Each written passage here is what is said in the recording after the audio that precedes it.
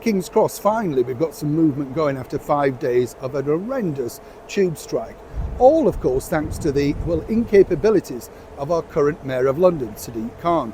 Without a shadow of a doubt. If you see anything that happens in City Hall, you'll understand exactly what I mean. The mayor is that he refuses to answer questions, won't deal with people, and it's never his fault. But he is in charge of TfL, Transport for London, you understand.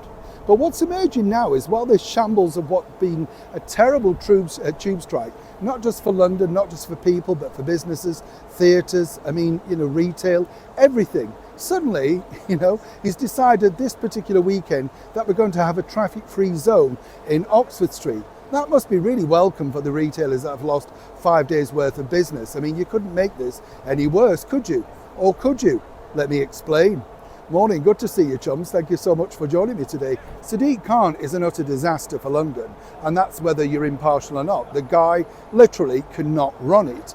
But of course, nobody wants to take him out because, as we know, it's all down to votes, and apparently miraculously somebody voted him again. This time around I think it's going to prove even a lot harder, you see, because obviously with the current Labour government headed by Sir Keir Starmer, who's now really fallen out with him, well, who hasn't he fallen out with? Let's be blunt, there are problems and they're getting worse by the day. The tube strike's yet to be resolved, but according to the mayor, he can't get involved because it's really nothing to do with him, and he's just going to let them have a discussion. Well, I'm sure that'll work out well.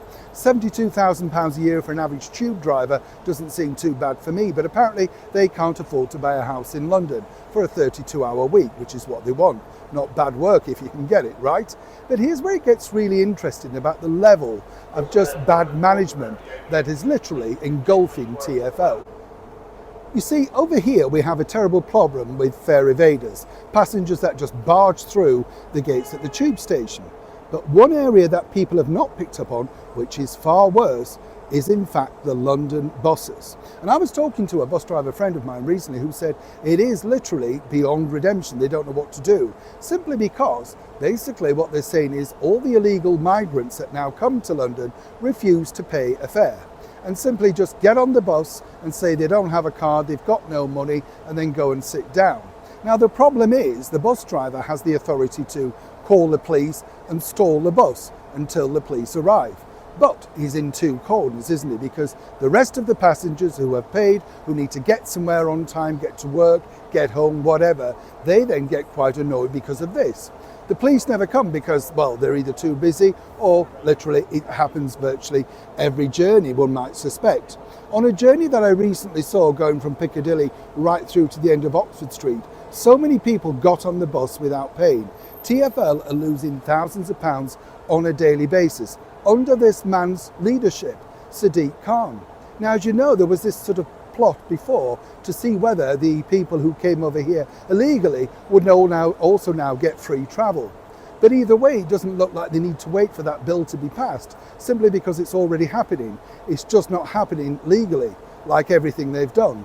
But more importantly over here in London, and this is the bigger issue, I feel sorry for the bus drivers that have to deal with this on a day-to-day basis. They're on their own with a packed bus, simply because there's no tubes as well. What would you do in their position? And more importantly, there is simply no backup. But once again, this just shows what a failing mayor we have in Sadiq Khan, running London into the ground and the economy literally shot.